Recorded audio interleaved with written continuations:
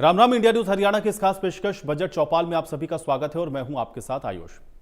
केंद्र सरकार अब से कुछ दिन में देश को आम बजट देने वाली है। इसके बाद प्रदेश की नायब सरकार भी 2026 और 27 का बजट पेश करेगी। अब बजट को लेकर के हर वर्ग को सरकार से काफी उम्मीदें हैं। मुख्यमंत्री नायब सिंह सैनी भी लोगों से मिलकर के उनके सुझाव ले रहे हैं।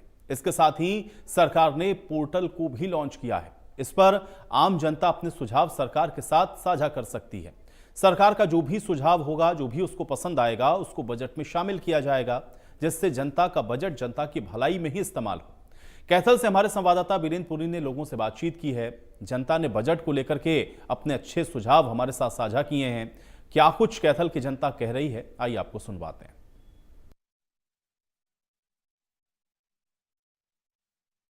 हरियाणा का 26-27 का यानी 2026-27 का जो बजट है वो फरवरी में आएगा।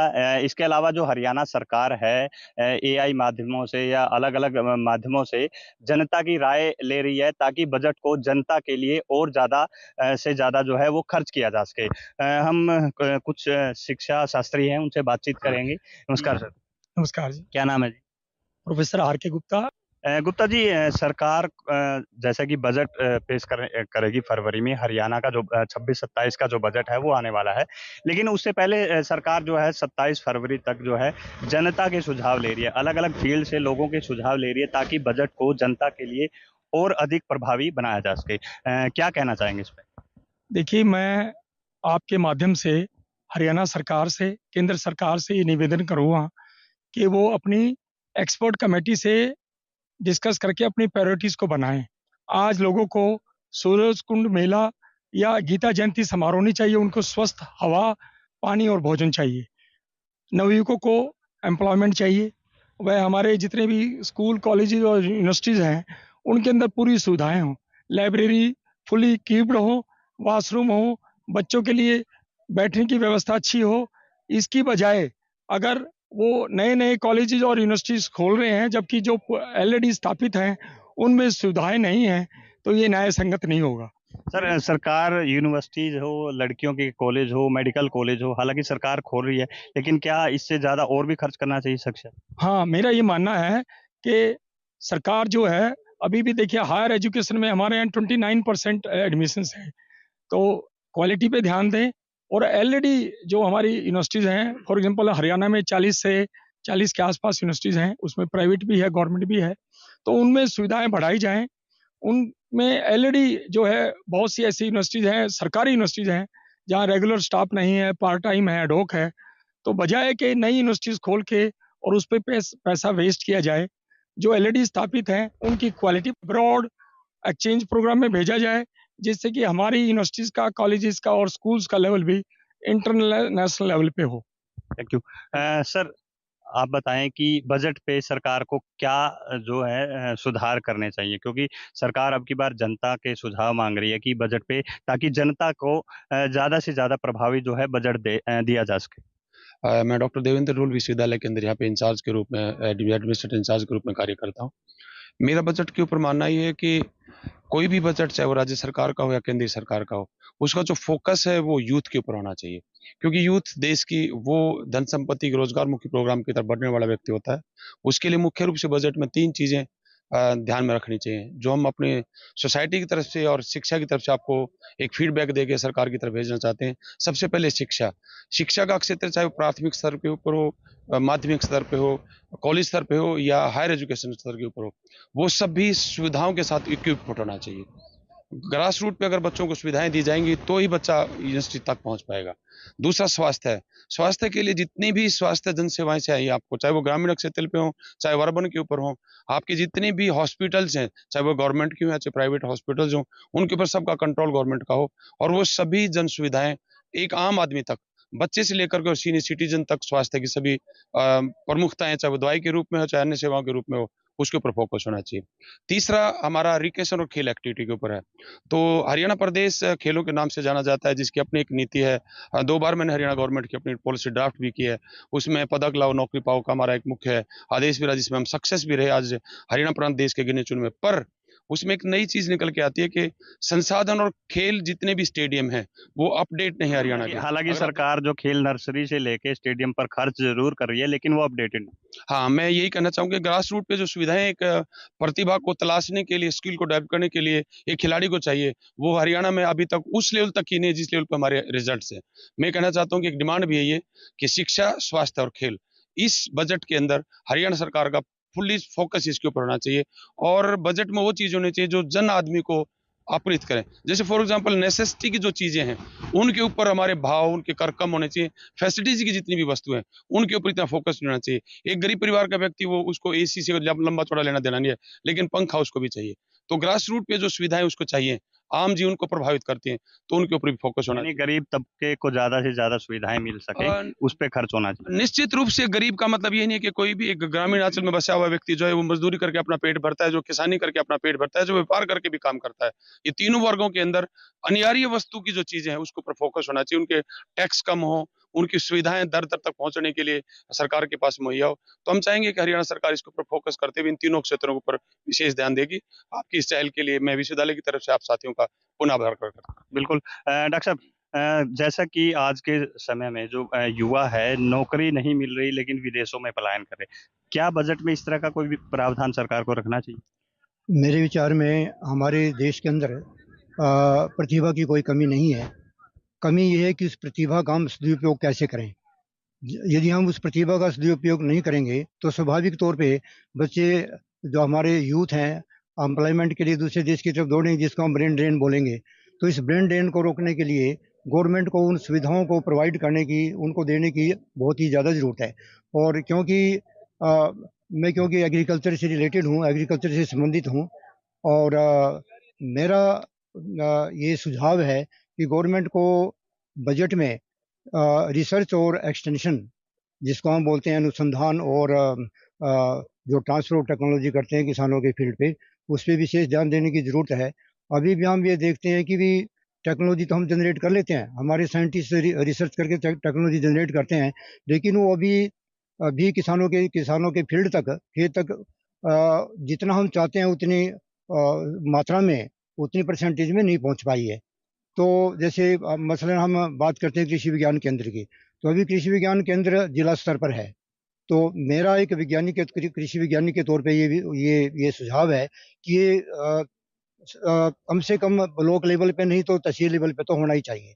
और ये किसान का क्रेडिट कार्ड की हम बात करते हैं, तो इसमें भी जो महिलाएं हैं, उन महिलाओं को के ऊपर ज़्यादा जोर देना चाहिए। और विशेषकर जो अपने मझली किसान हैं, जिसको हम स्मॉल और मार्जिनल फार्मर बोलते हैं, उनकी एक्सेस अभी भी, जो बैंक से हम लोन लेते हैं, जो क्रेडिट लेते हैं, उसके ऊपर उनकी एक्सेस इतनी नहीं है।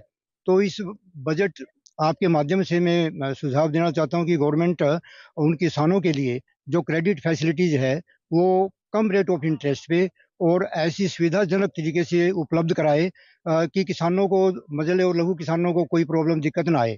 और जो बजट की बात मैं कह रहा हूँ, रिसर्च और एक्सटेंशन के ऊपर थोड़ा बजट बढ़ाने की, क्योंकि आज हम बात करते हैं प्रीसीजन एग्रीकल्चर की, हम बात करते हैं कि खेती के अंदर ड्रोन का प्रयोग हो, हम बात करते हैं कि वैज्ञानिक नई नई जो किस्में हैं वो डेवलप करें। वो कैसे डेवलप करेंगे जब तक उनको फंडिंग नहीं मिलेगी। तो फंडिंग इस क्षेत्र में थोड़ी ज़्यादा बढ़ाने की ज़रूरत है। और इस तरह जैसे कोल्ड स्टोरेज फैसिलिटी की बड़ी भारी ज़रूरत पड़ती है। होता क्या है कि विशेषकर जो ट्राइबल एरिया हैं या रिमोट एरियाज़ हैं, वहाँ पर किसानों को बिना कोल्ड स्टोरेज की फैसिलिटी के अपनी जो प्रोड्यूस है वो कम दामों पर बेचनी पड़ती हैं, या कई बार मार्केट के अंदर गलत आ जाता है तो उनके दाम गिर जाते हैं, उनको जितनी इनकम होनी चाहिए किसानों को नहीं हो पाती। तो मेरा सुझाव ये है कि गवर्नमेंट ऐसा प्रोविज़न करे कि भी किसानों आप ओपन मार्केट की बात कर रहे हैं। में ओपन मार्केट के साथ साथ, ओपन मार्केट तो हो, इसके साथ साथ कोल्ड स्टोरेज की फैसिलिटीज़ किसानों को मुहैया कराई जाए। और जो किसान की जो प्रोड्यूस है, ऐसा बंदोबस्त किया जाए कि किसानों की प्रोड्यूस उसके फार्म से ही उठाने का प्रबंध हो। कई बार रास्ते बंद हो जाते हैं रिमोट एरियाज के अंदर, विशेषकर लैंडस्लाइड। अभी मंडियों की यही है, जैसा कि आपने बोला कि किसानों के वहां से ही फसल उठाने की बात हो, मंडियां, आप ये कहना चाह रहे हैं कि मंडियों में लाने की जरूरत ना पड़े, लेकिन सरकार ने ऐसा किया था, किसानों ने प्रोटेस्ट कर दिया। नहीं, उसमें दरअसल जैसे मैं आपको छोटा सा बताऊं, वो प्रोटेस्ट किसान नहीं करते हैं। जैसे किसान हर एक फसल के लिए किसानों को MIS जिसको हम बोलते हैं, मिनिमम जो मार्केट इंटरवेंशन स्कीम जिसको बोलते हैं, या मिनिमम सपोर्ट प्राइस, तो जिसके लिए किसान कई बार संघर्ष भी करते हैं। तो मेरा एक सुझाव ये है कि जो फसलें हैं किसान जो उगाते हैं, उनको कम से कम उनको मिनिमम सपोर्ट प्राइस तो मिलना ही चाहिए। अदरवाइज होता क्या है कि कई बार हम ये देखने को मिलता है कि भाई जो नासिक के किसान हैं उन्होंने प्याज सड़कों पे फेंका है। कई बार हम पंजाब में देखते हैं किसान पंजाब में जो है ना आलू आलू सड़कों पे फेंक रहे हैं। ऐसा क्यों है?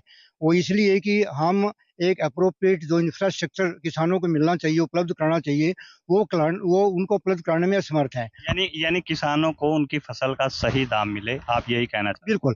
मेरा मेरा एक कृषि विज्ञानी के नाते ये सुझाव है कि किसानों को उनकी फसल का उचित दाम मिले। उनकी कई बार तो किसानों को उनकी कॉस्ट ऑफ कल्टीवेशन है वो भी पूरी नहीं होती। तो ऐसा एक सिस्टम, ऐसा एक मैकेनिज्म, ऐसा एक प्रोविजन बना जाए, किसानों को कम से कम उनको उचित दाम मिले। उनकी फसल का उचित दाम मिलना चाहिए उनको। हैं? मुआवजा नहीं, दाम। हाँ, दाम मिले। बिल्कुल। डॉक्टर साहब, क्या कहना चाहेंगे बजट को लेकर? क्या सुझाव सरकार को देना चाहेंगे? क्योंकि लगातार जनता से, क्योंकि जो बजट है वो जनता के लिए है और लगातार सुझाव मांगे जा रहे हैं। बजट का जो डिस्ट्रीब्यूशन है वो एक ऐसे प्रकार से होना चाहिए कि समाज के जितने भी क्षेत्र हैं सबको बहुत अच्छे तरीके से वो कंप्लीट हो। और जैसे शिक्षा है, स्वास्थ्य है, डेवलपमेंट है, और बाकी जितने भी जन सुविधाएं हैं उनके लिए जो पहले से बजट आ रहा है, जैसे शिक्षा पे कम बजट डिस्ट्रीब्यूट हो रहा है, तो सबसे पहले मैं जो करना चाहता है एज ए प्रोफेसर, मेरा एक सुझाव है कि सबसे ज्यादा शिक्षा पे होना चाहिए।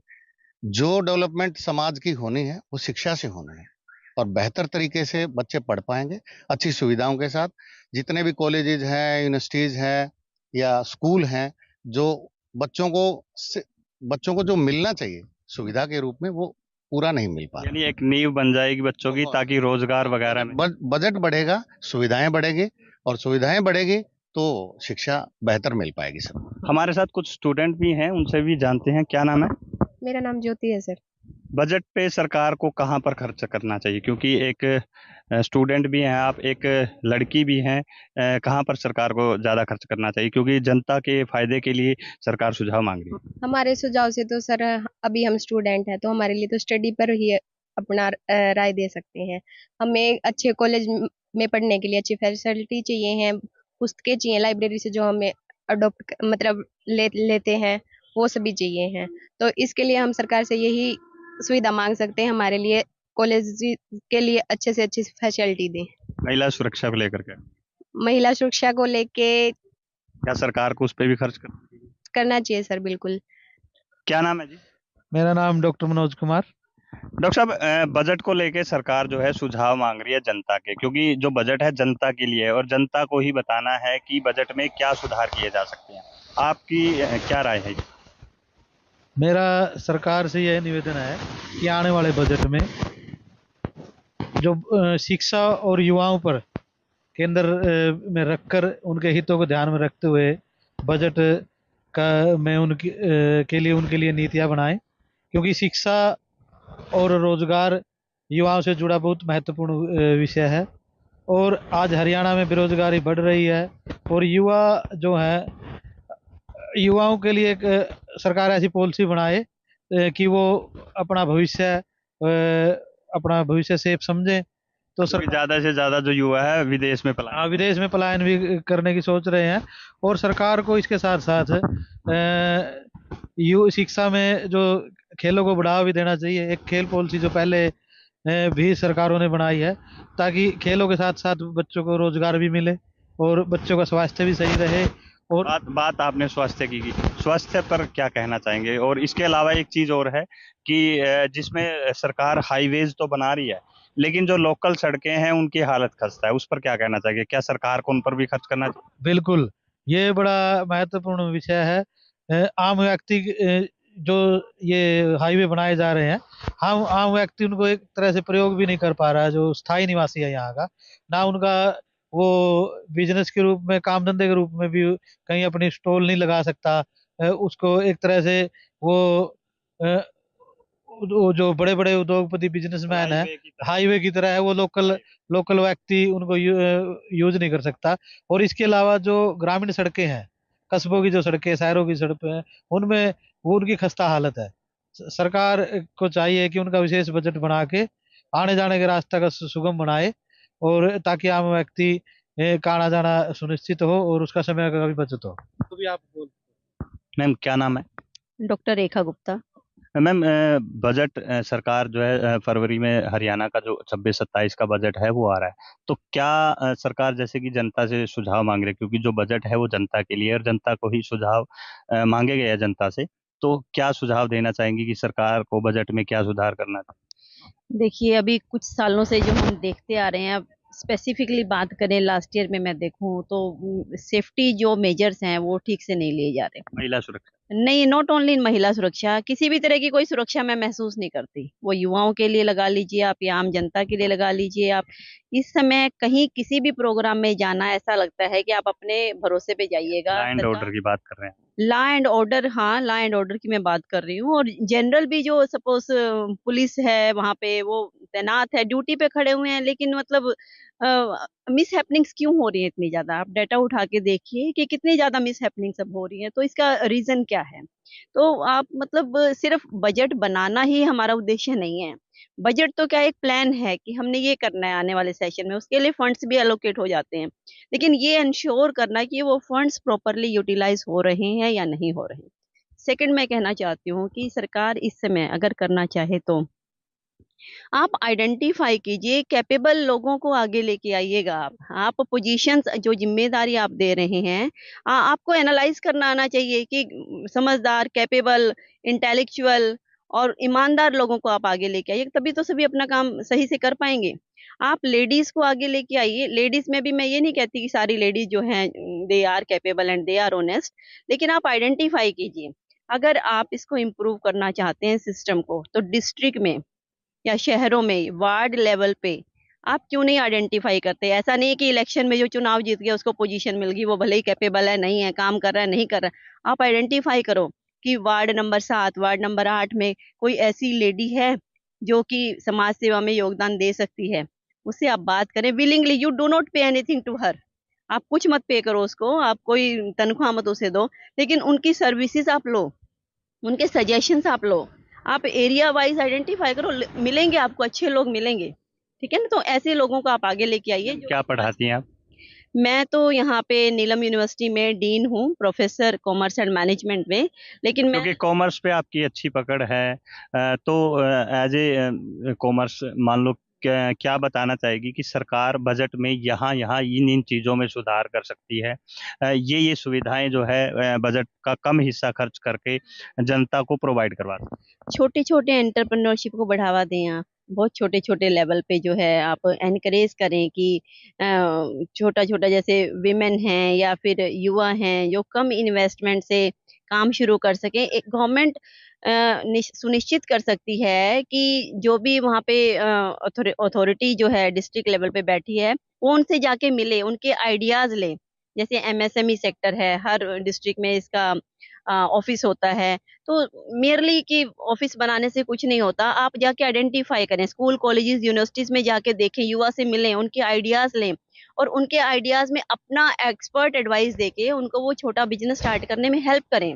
जिससे कहीं ना कहीं बेरोजगारी पर भी लगाम लगेंगे और जो युवा मोटा पैसा खर्च करके विदेश जा रहे हैं, पलायन कर रहे हैं, उसमें भी बेनिफिट। बहुत अच्छा समझा आपने, मैं यही कहना चाह रही थी जो आप समझ रहे हैं कि आप युवा को रोजगार की तरफ भागने ही मत दो। आप खुद जो भी आपने जो गवर्नमेंट डिपार्टमेंट्स हैं, उनकी अथॉरिटीज हैं, वो अप्रोच करें जाके युवा को, यानी छोटे बिजनेस के लिए स्टार्टअप। हाँ, बिल्कुल, और उनको एनकरेज करें, यूनिवर्सिटीज में जाके वो सेमिनार्स करें कि आप एम्प्लॉयमेंट की तरफ भागो ही मत। जिसकी तरफ आप ज्यादा भागते हो ना, वो फिर आपसे और दूर भागता है। तो कोशिश करो कि एम्प्लॉयमेंट आप तक आए।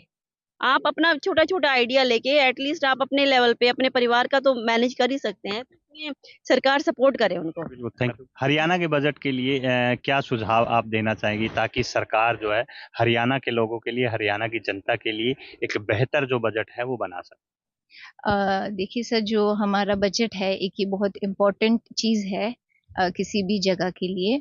तो आजकल हम ये देख रहे हैं सबसे ज़्यादा जो बेरोज़गारी की काफ़ी दिक्कत हमारे यहाँ पे आ रही है।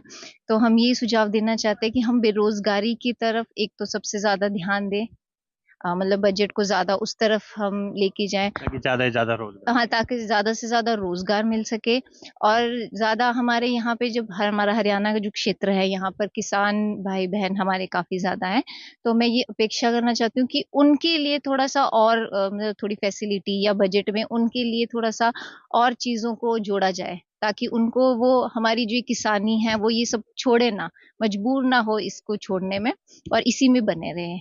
हालाँकि एजुकेशन की अगर हम बात करें, महिला सुरक्षा की बात करें, महिलाओं की एजुकेशन की बात करें, सरकार खर्च कर रही है, महिला कॉलेज खुलवा रही है, मेडिकल कॉलेज खुलवा रही है।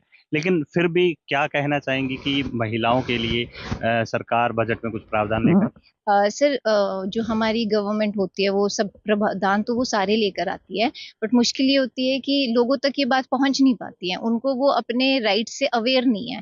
तो मेरा ये है कि अगर गवर्नमेंट थोड़ा इन चीज़ों पे भी ज़्यादा ध्यान दे, एडवर्टीजमेंट हो गई या आपके कैंप्स लगा दिए, इन सब चीज़ों पे भी थोड़ा ध्यान दे ताकि लोग अवेयर हो सके कि बजट जो हमारा पास हुआ है या जो गवर्नमेंट है वो इन क्षेत्रों में इतना पैसा लगा रही है। Thank you. Thank you sir. कुल क्या कहना है बजट को लेके, क्या सुझाव देना चाहेंगे सरकार? सरकार ने सबसे पहले तो गांव में जो लाइब्रेरी है उनकी तरफ ध्यान देना चाहिए। जो स्मार्ट लाइब्रेरी होनी चाहिए जिन तक सभी के बच्चे एक समान पढ़ सके। स्मार्ट क्लासरूम से जो ऑनलाइन बैच मिलते हैं उनकी फीस को देखते हुए सरकार ने ध्यान देना चाहिए। फीस पर भी उनकी फीस, जो स्मार्ट बैच हैं स्टडी के लिए वो बहुत महंगे हैं, सभी बच्चे उनको प्रोवाइड नहीं कर सकते। तो उनकी तरफ भी जिससे बच्चे अच्छी शिक्षा प्राप्त कर सके। बिल्कुल, जैसा कि यह जो राय दी है शिक्षा शास्त्रियों ने, स्टूडेंट्स ने जो राय दी है, कहीं न कहीं सरकार तक ये ज़रूर पहुँचेगी और सरकार एक अच्छा बजट, क्योंकि जनता के लिए बजट होता है और सरकार एक अच्छा बजट जो है वो हरियाणा की जनता को दे पाएगी। कैथल से वीरेंद्रपुरी, इंडिया न्यूज़।